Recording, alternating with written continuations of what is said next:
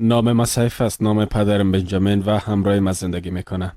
او را چه قسم معرفی کنم؟ یک عیسوی بسیار خوب است. یک شخص بسیار وقت ناشناس بودم. در پانتون، محافل و بیرون از منزل وقت خود سپری میکردم. شبا تا دیر وقت گیم بازی میکردم و بعدا خانه میرفتم. بیشتر وقت خود در خوشگذرانی سپری میکردم. شخصا هیچ کار خوب انجام نمیدادم.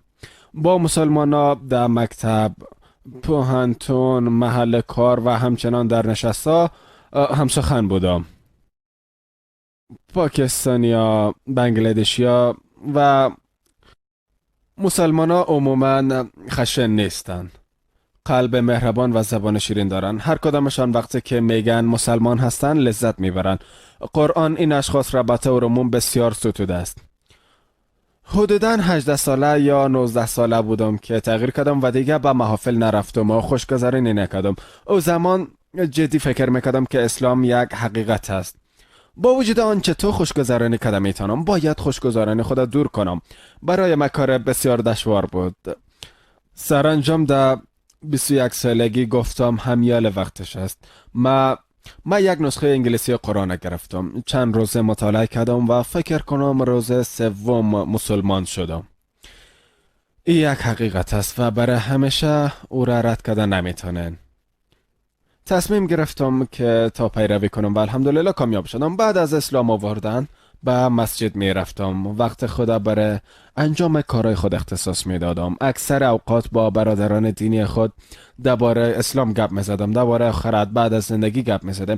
کسایی که از اسلام خبر دارن مثل بدکاران نمیخواین اسلام تغییر بدن. دیدن مردم متفاوت در اسلام و ملاقات مردم زیاد با ویژگی های مختلف مرا در اوایل متعجب می ساخت.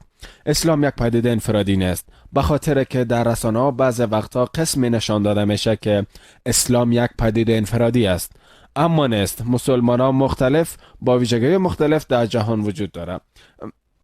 فراموش کنن، خسته شده بودم. وقتی بیرون می شدم در کوچه ها میگم، چون اشخاص متفاوت گشت و گذار دارن. با اشخاص سرسخت روبرو می شدم و اونا با طرف من تیز می دیدن. با خود می گفتم همه چیز خوب است، راحت باش، فقط درباره خود فکر کن، با خود باش و الحمدلله راحت می شدم. خودت باش، لبخند بزن، به خاطر که شخصا لبخند را یاد نداشتم. یک بار در راه روان بودم که یک دوست قدیمی خود دیدم. به من میگفت که بیا به محفل برم. من گفتم نه خیر، من مسجد روان هستم. در آن لحظه جهان مختلف دو نفر را خوب حس کردم. منفعت زیاد من کسب کردم. بله، بخصوص همراه والدین خود نسبت به پدر خود. پیش از اسلام آوردن وقت کافی برش نداشتم. همراهش خوب نبودم، اما بعد از اسلام به خاطر خشوع بسیار کوشش میکنم. خوشحال میشه و مرا در آغوش میگیره. پدرم همیشه مطالعه میکنم و میگه چیز درباره عقیده و فقه تو چیز نمیگم، همیشه درباره پیشرفت فکر کن و خود بساز. میگه اگه اسلام ترقی و خودسازی است ازش پیروی کن.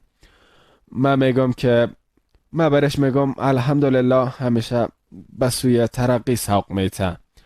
حتی در وقتهای کارهای شخصی خود، وقت خوشگذرانی با فامیلتان و در وقت انجام دادن کارهای دیگر الله را به یاد داشته باشین. و این چیزی است که من انجامش میتونم. همیشه فقط الحمدلله سبحان الله درباره الله فکر کنین، چون الله نعمات خود به شما عطا کرده و اسلام در زندگیتان به وجود آمده. یاد کردن شما از الله شما را به او نزدیک می سازه. یک عمل بسیار زیبا است. من توضیح دادن نمیتونم تا زمانی که خودتان تجربه نکنه. شیطان، ابلیس و یا چیزی که شما مینامین شما را فقط در گمراهی قرار میده تا اینکه سالها بگذره و بمیرین تا به خواست خود برسه. این یک حقیقت است. این هدف او است. شیطان میخواید شما را تا وقتی که نگوین من میمیرم فریب بده، پس یک انتخاب کنن، چون اینجا فقط مکان انتخاب است.